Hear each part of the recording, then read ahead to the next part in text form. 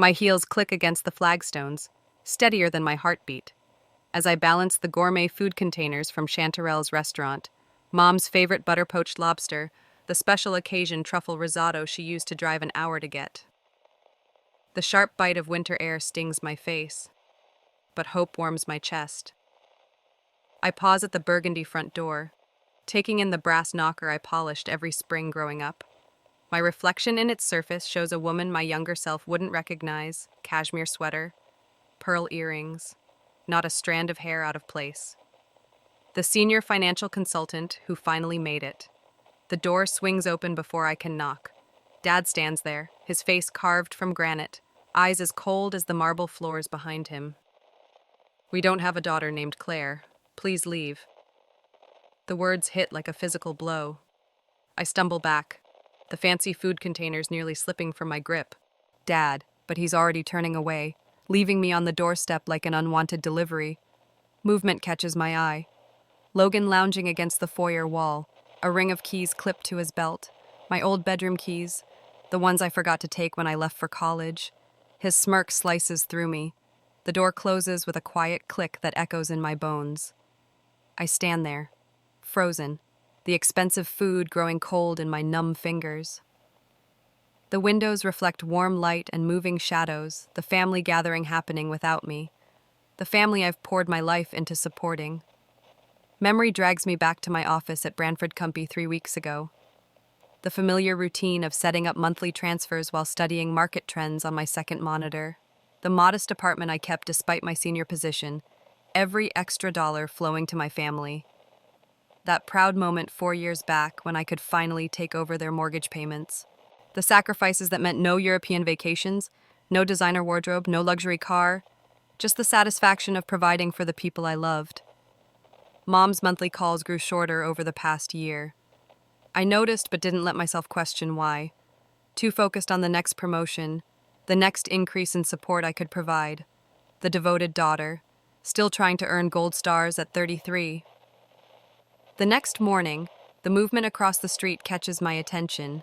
Mrs. Whitman, our neighbor of 20 years, hurries over in her practical winter boots. Her face carries an expression I've never seen before, pity mixed with something darker. "Claire, honey, they left early this morning." She wrings her hands in her wool gloves. "For Logan's new lake cabin, said they were spending the holiday there." The words don't make sense at first. Lake cabin Logan doesn't have. But my hands are already pulling out my phone. Muscle memory opening the banking app. The recurring transfers are still active, $2,500 for the mortgage, $1,500 for household expenses, $1,200 for Logan's supposed debt consolidation. The numbers blur as my fingers move through the cancellation screens, each tap a small act of rebellion. I sink into my rental car, the leather seats still warm, the perfect vehicle for the family Thanksgiving reunion I'd imagined. My phone pings a text from Logan. "Too late. Mom and Dad already pulled next month's funds. Enjoy Thanksgiving alone, sis."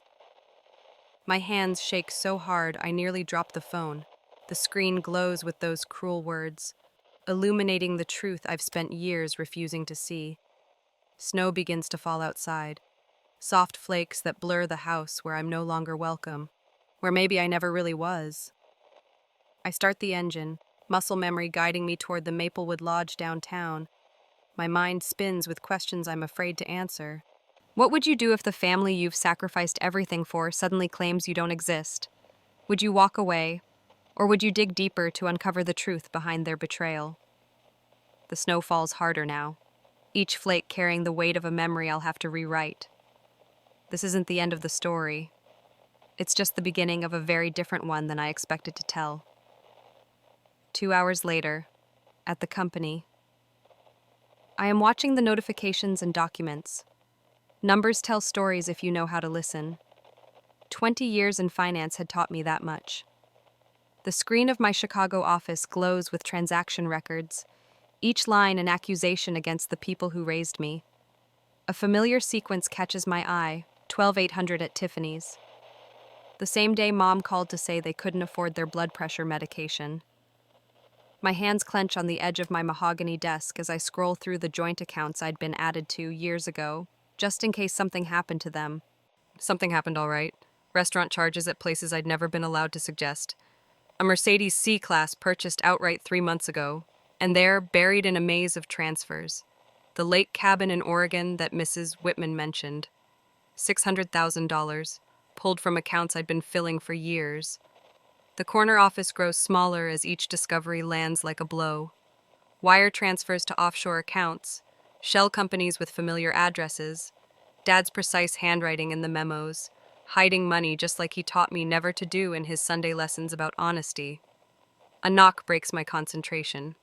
Ethan Price stands in my doorway, his usual crisp appearance softened by concern. Claire, you missed the quarterly review. I need your eyes on something. The words scrape out before I can stop them. Jacob's our best forensic accountant, the one we call when numbers don't add up. Close the door. He settles into the chair across from me, bow tie slightly askew. I turn my monitor so he can see the screen. Tell me I'm wrong about what I'm seeing. His frown deepens as he scrolls, fingers tapping an anxious rhythm on my desk. These patterns. Claire, this isn't just family taking advantage. These are professional money laundering markers. The words sink into my stomach like stones. What do you mean, professional? See these transfers through the car wash. He points to a series of transactions from Logan's business. Multiple deposits just under reporting thresholds. And this name here, Vincent Romano, he's a silent partner. I nod, remembering Logan's casual mention of the investor who'd helped him expand. Bellucci's connected to 3 other operations we've flagged for laundering. This isn't amateur hour. Jacob sits back, his expression grave. Claire, how long have you had access to these accounts? The implication hits me. My pristine professional reputation, the trust of my clients, everything I've built could crumble if anyone thought I'd knowingly facilitated this. I need to show you something else. My voice sounds distant as I pull up another file. 3 years ago, my mother told me Grandma's dying wish was for Logan to inherit everything. Said Grandma wanted to make sure he'd be taken care of since I was doing so well. I open the attachment Mrs. Whitman sent this morning. My grandmother's real will fills the screen, her elegant signature at the bottom, the one naming me as sole heir to her 1.8 million estate. They forged a new will. The words taste like ash. Their own mother's will. Jacob's intake of breath is sharp. Claire, this goes beyond family drama. This is criminal conspiracy, fraud, money laundering. You need to take this to the FBI. They're my family. The protest sounds hollow even to my ears. No. Jacob's voice is gentle, but firm. They're criminals who happen to share your DNA, and they've put you at risk. If any of this comes to light and it looks like you knew... I close my eyes, seeing Logan's smirk as he jangled my old keys. The casual cruelty of it twists something inside me. You're right. My hands are steady as I start copying files. Bank records, property deeds, the forged will and the real one.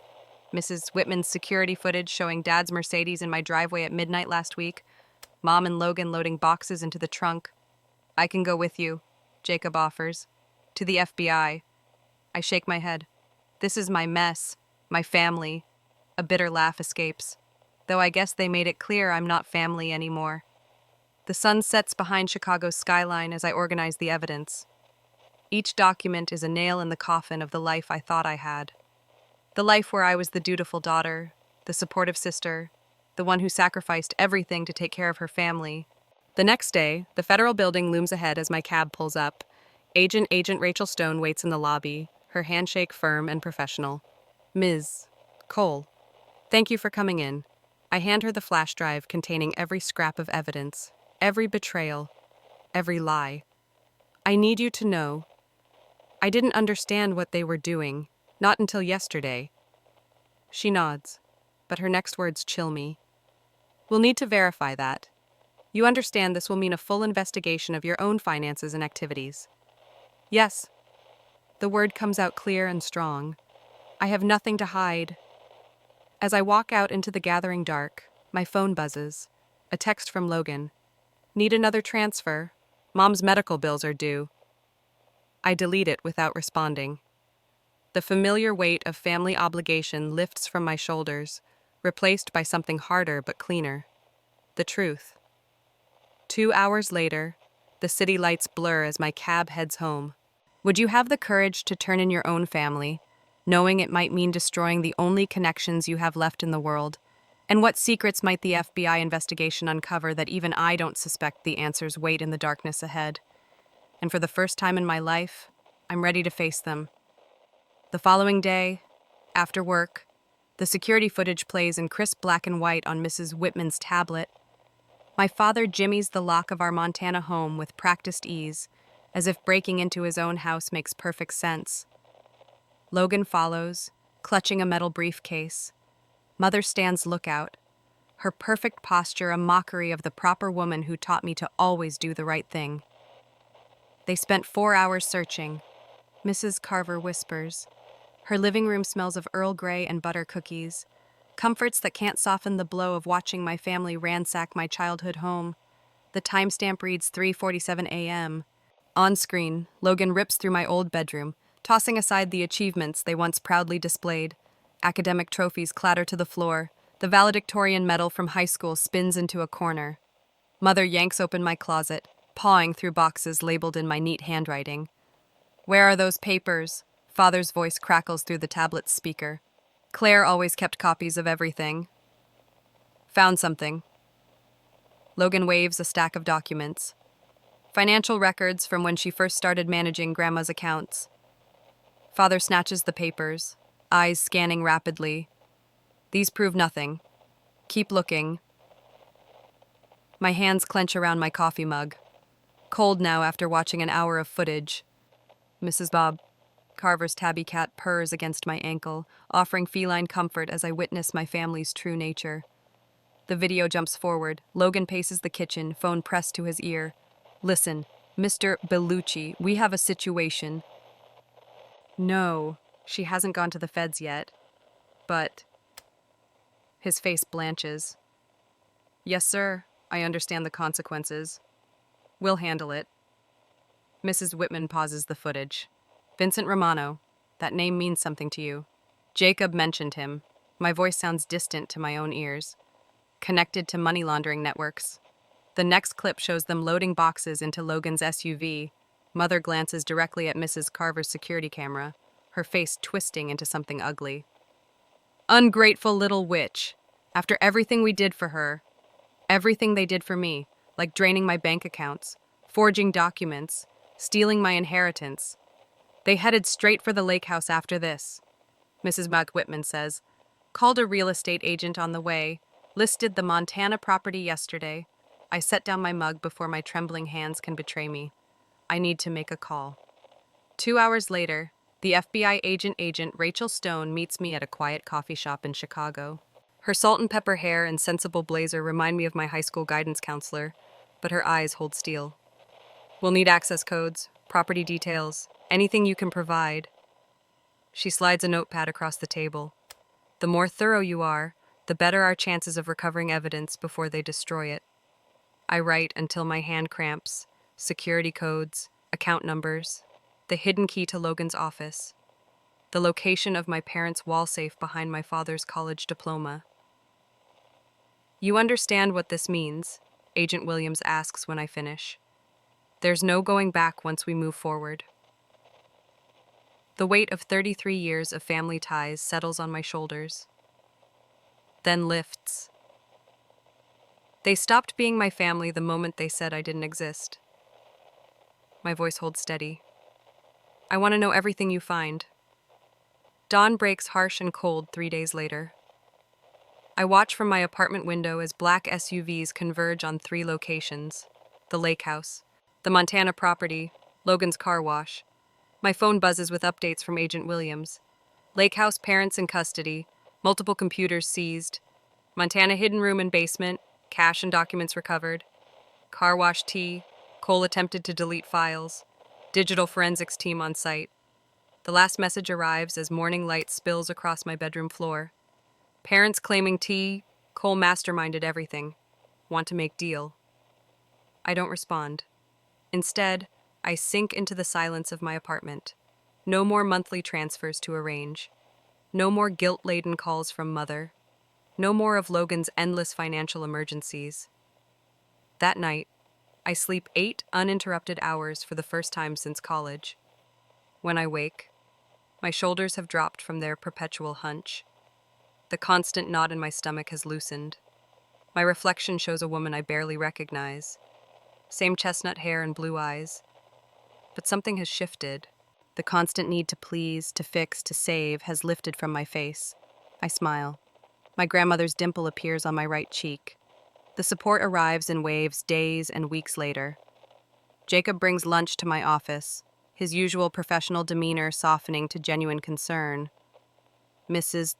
Whitman calls daily with updates from Montana and stories about my grandmother I never knew. Colleagues stop by my desk with quiet words of admiration for my courage. Agent Williams keeps me informed. The evidence forms a staggering picture: years of laundered money through Logan's car wash, forged documents bearing my signature, international wire transfers, safe deposit boxes filled with cash. The headlines break on a Tuesday. Prominent Vermont family arrested in multi-million-dollar fraud scheme. Financial consultant uncovers family's criminal enterprise. Local businessman linked to organized crime through car wash chain. Mother's lawyer calls first. Your mother is heartbroken. She wants to explain everything. Then father's attorney. Your father recognizes his mistakes. He hopes you'll consider. Logan's representative arrives at my office unannounced. Your brother faces serious time. A statement from you about his character could make a difference. I let each call, each plea, each manipulation roll past me. The final message comes from Logan himself, routed through his lawyer. Come on, Maddie, we're still family. Don't do this to us. I delete it without responding. They made their choice on that snowy doorstep when they claimed I didn't exist. Now they can learn to live with the consequences of their truth. 4 months later, the spring sun streaks through floor-to-ceiling windows of my Chicago high-rise, casting long shadows across stacks of moving boxes, each one labeled in my precise handwriting, a roadmap to my new life. I fold the last cashmere sweater, the one I bought to impress my mother at Christmas 3 years ago, and place it in the donation pile. My fingers linger on the soft fabric before letting go. The realtor's check sits on my granite countertop, next to the brass key to my new Asheville flat. Simple, modest, mine. No more mortgage payments padding my parents' secret accounts. No more emergency transfers for Logan's manufactured crisis. Just the quiet freedom of knowing every dollar I earn belongs to me. Mrs. Farr, Carver's care package arrived yesterday, a handmade keychain woven from leather strips. Each strand dyed in autumn colors. For your fresh start, her note read. Some doors are meant to close so better ones can open. I thread my new house key onto it, the metal catching morning light. The weight feels different from my old key ring, lighter somehow. A knock at the door breaks my reverie. Ms. Cole? The moving crew leader stands in pressed khakis, clipboard in hand. We're ready when you are. I surveyed the apartment one last time, the modern furniture that screams success but never comfort. The pristine kitchen where I heated endless takeout meals between client meetings. The master bathroom mirror where I practiced my composed smile every morning. Take it all, I tell him, gesturing to the tagged furniture. The women's shelter can use it more than I can. He nods, no judgment in his eyes, just efficiency. His crew moves in like a choreographed dance, wrapping, lifting, carrying the pieces of my old life away. I shoulder my weekend bag, the only luggage I'm keeping, and head for the elevator. The doorman tips his hat. Good luck in Oregon, Ms. Cole. His weathered face softens. Sometimes the bravest thing is walking away. The morning sun warms my face as I step onto the sidewalk, my sensible heels, the ones I wore to every family holiday, click against concrete for the last time. I'll donate them too, along with the rest of my corporate armor, once I reach Asheville. The first letter arrives before I've finished unpacking. Mother's familiar cursive flows across prison stationery, each word calculated to wound. Logan was troubled. We were desperate. You don't understand what it's like to be a parent. The old guilt rises, then fades like morning mist. I feed the pages into my shredder without reading further. Logan's call comes next, his voice breaking through the prison phone line. Maddie, please. I was sick. The gambling, the drugs. I never meant to hurt you. If you'd just speak to my lawyer about... Goodbye, Logan. The words come easily now, weighted with truth instead of anger. I press the end button, cutting off his protests mid-sentence. Their attorney appears at my office door the following week, his Brooks Brothers suit a shade too tight across middle-age spread. Your parents are facing a serious time. Claire, a character statement from you could make the difference. After all, family is... I'm not family. The words ring clear in my sunlit office. They made that very clear last Thanksgiving. I turn back to my computer screen, dismissing him as efficiently as I once approved wire transfers. The texts and emails pile up from old family friends. How could you abandon them? They're still your parents. Blood is thicker than water. Each one lands with less impact than the last, like rain against a window pane. I sit at my maple desk, carefully chosen for my new home office, and open the document my attorney sent. Victim Impact Statement glows at the top of the screen. My fingers hover over the keyboard as memories surface Mother's tightening smile when I mentioned my promotion. Father's dismissive wave when I tried to discuss investment strategies. Logan's smirk as he jingled my old keys. The words flow like water breaking through a dam. Not angry, not bitter, just true. Branford Co. requests your presence. The email arrives on a Tuesday morning. My stomach clenches, but my hands remain steady as I straighten my simple gray blazer no designer labels anymore and take the elevator to the executive floor. That same day, afternoon. The boardroom falls silent as I enter. Gregory Hale, our CEO, studies me with sharp eyes. The FBI investigation made the financial press. Claire. I meet his gaze, spine straight.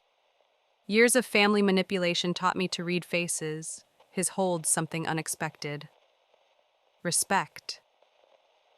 We're announcing partnership promotions next week. He slides a folder across the polished table. Your integrity in this situation. It's exactly what we look for in our leaders. Later, my colleagues stopped by my office. No fake sympathy, no awkward platitudes, just quiet acknowledgement in their nods, in the way they include me in lunch plans without pressure. They see me now, not the dutiful daughter, not the family ATM, just Claire. The following week, the courthouse looms golden in morning light. I chose a simple black dress, pearls at my throat. Cameras flash as my parents enter in orange jumpsuits, makeup failing to hide Mother's fury, Father's jaw clenched against reality. Logan slumps at the defense table, designer suit hanging loose on his frame. His eyes find mine, pleading, the same look he gave me at 16 when he wrecked my car, at 20 when he needed bail money, at 30 when he swore the gambling debts were paid. I feel nothing but peace. My impact statement waits in crisp black font. The words rise clear and strong, filling the hushed courtroom. Not a daughter's pain, not a sister's betrayal, just facts, laid bare like sunshine through stained glass. The judge peers over his glasses. Ms. Cole, your courage in coming forward, in choosing truth over family loyalty, is commendable. He shuffles papers, eyes stern. The sentence for Logan Bennett, 14 years. For Robert and Margaret Bennett, 7 years each. Mother's sob echoes against marble walls. Father stares straight ahead, stone-faced to the end. Logan crumples in his chair as deputies approach with handcuffs. I stand, gathering my leather portfolio. A fresh keychain catches light from courthouse windows. New keys, new life, new truth. The heavy doors swing wide, spring air rushing in. I step into sunshine, letting the doors close behind me with a quiet click of certainty. Some doors need to close before better ones can open. At the present, The morning sunlight spills across my Asheville balcony, painting the wooden floorboards in stripes of gold. Steam rises from my coffee mug, carrying the rich aroma of fresh roast into the salt-tinged breeze. Below, fishing boats bob in the harbor, their weathered hulls telling stories of storms weathered in calmer waters ahead. 6 months since I left Chicago's glass towers behind.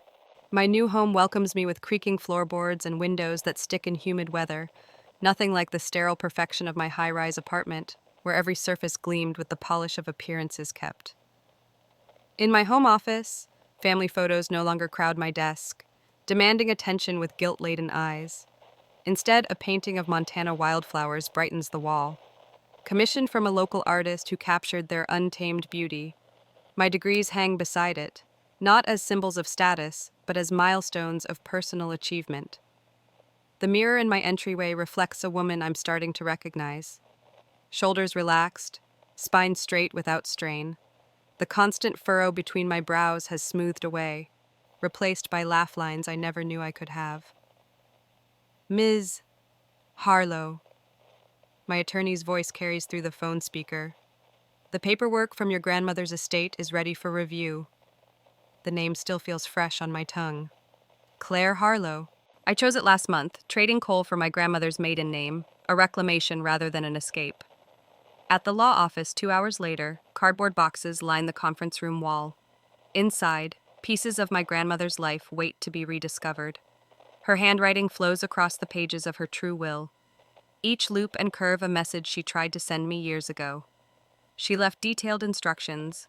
Linda Chavez, the estate attorney, explains. She passes me a sealed envelope. Cream-colored paper, soft with age.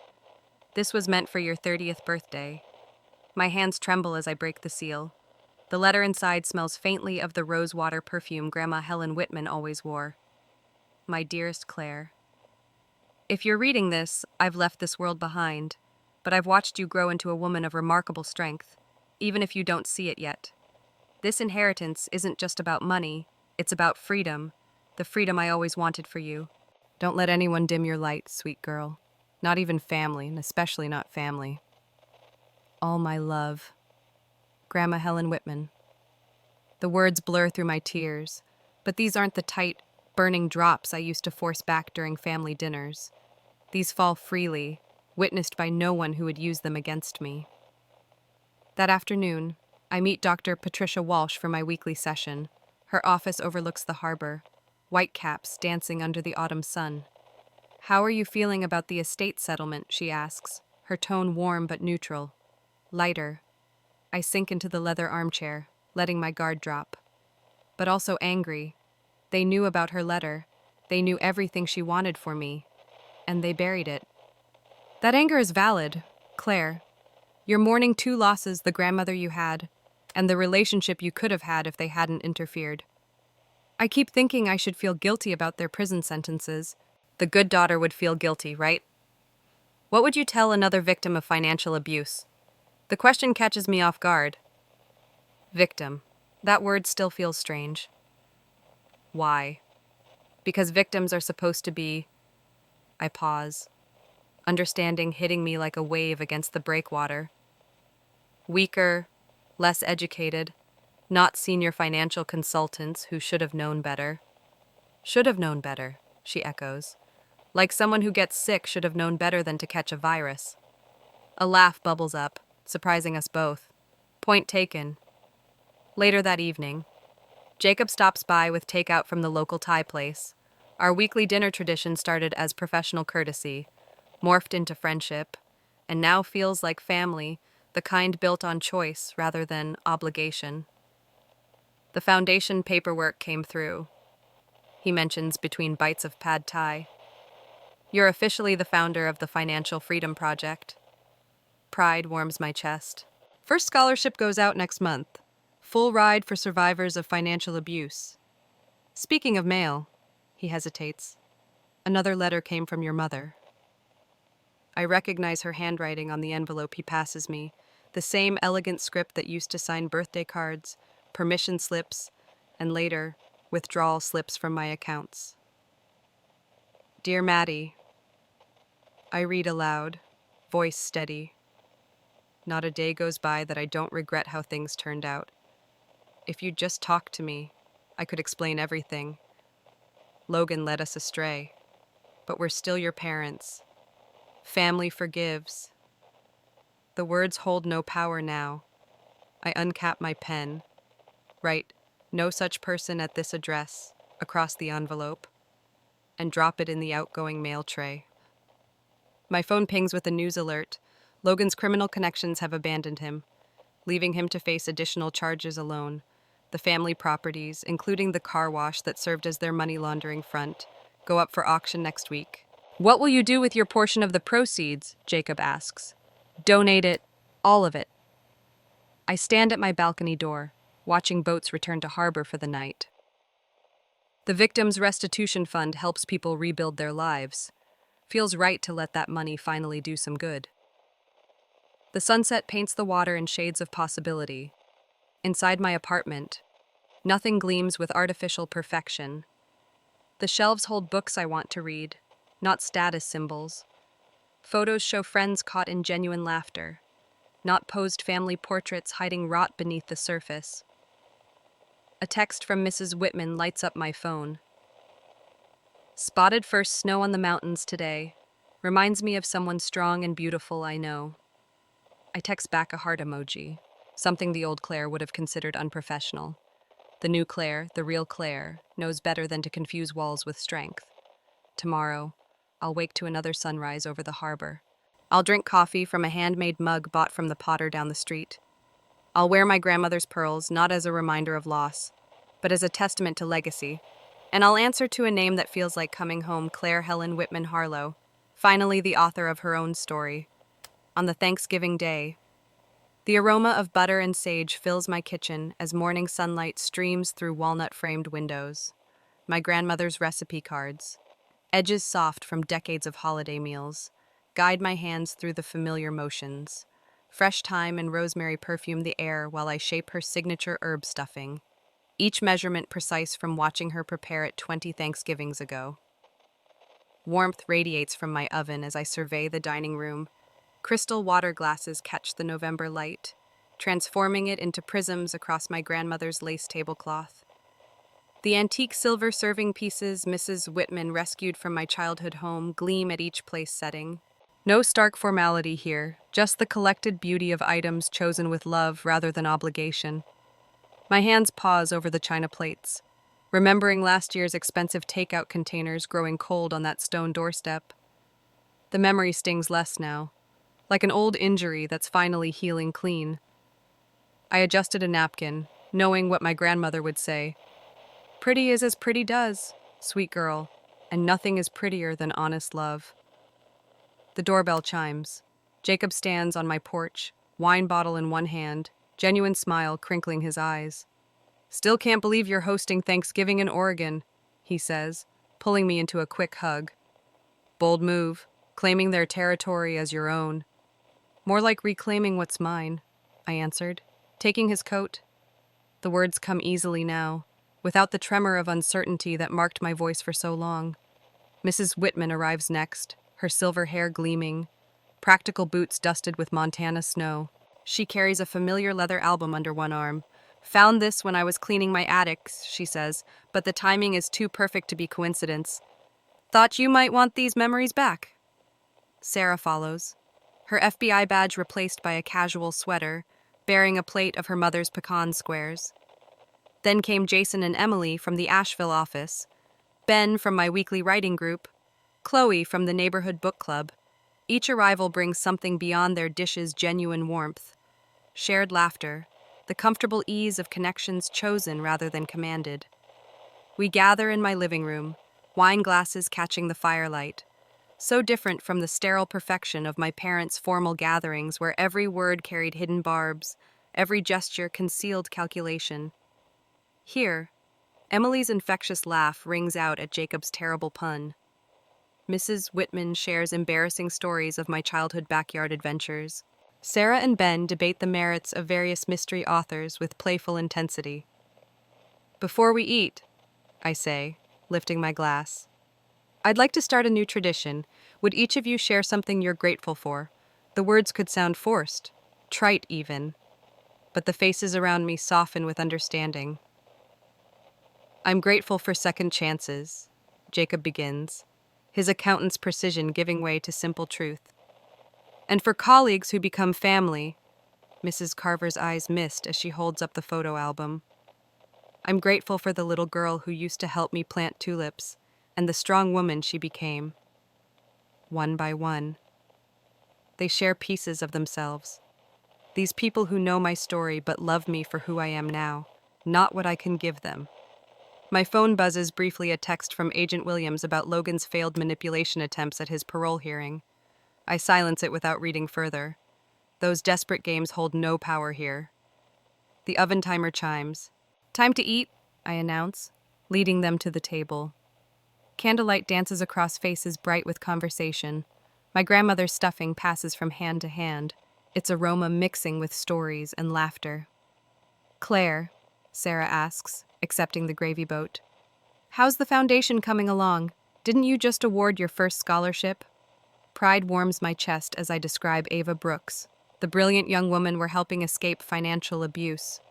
She starts at Columbia next fall, and she's already talking about paying it forward when she graduates. Speaking of paying it forward, Jacob adds with a knowing smile, I saw you having coffee with that bookstore owner again, the one who hosts the financial literacy workshops. Heat rises in my cheeks. Noah Carter and I are just colleagues. But the memory of his quiet intelligence, the way he listens like every word matters, brings an unbidden smile. Sure you are, Mrs. Whitman says, reaching for my hand. Just like your grandmother and grandfather were just colleagues when they started the library board together. Laughter ripples around the table, honest and free. My gaze travels over these faces, my chosen family, each one a gift I never expected to receive. The crystal glasses sparkle, the silver gleams, but the real beauty isn't in any object. It's in the strength of connections built on truth instead of obligation, love instead of fear. I serve pie as evening shadows lengthen, perfectly content at this moment. No gnawing worry about the next demand, no mental calculations of what I owe. Just the simple joy of sharing food with people who choose to be here, who see me clearly and love me anyway. This is what family really means. Not the desperate grip of those who would drain you dry, but the open hands of those who help you grow. Sometimes the bravest thing isn't holding on, it's letting go, creating space for something real to flourish in the light of truth.